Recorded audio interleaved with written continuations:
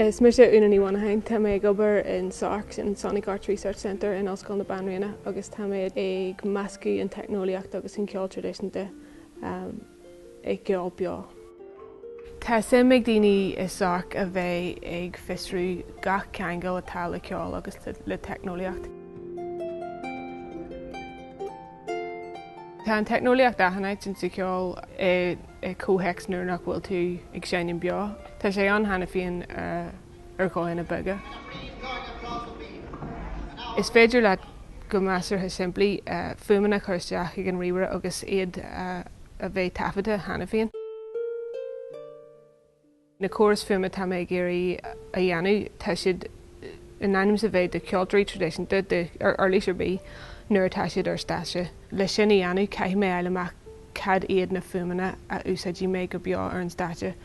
An céad céim le sin a dhéanamh na fuaimena a réanú. Thocail an fuaimena úsáid ó na thuirlísí géalach na thuirlísí ceol tradiisiúnta, fuaimena úsáid ón chathair. nó thocail am fuaimena nach bhfuil nádartha a úsáid fuaimena ón ríomhara.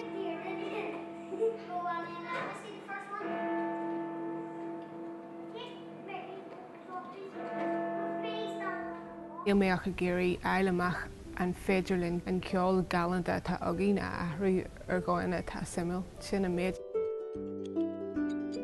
Má éireann lam seo dhéanamh bé gar rud a gceist, bé bagar a gceist ar an ríomhara agus bé trealú technoliacht an is dóithe gur trealú a bheits an atá aithneag daoine ar hena féin cos le microphone, audio interface agus cailearí so bé sin agam mar an stáise. Athriú an ríomhar agus tucaí sé sin amach ag an loch féchanna chomhaid leis an ceol tradiisiúnta atá aithneag ar hena féin.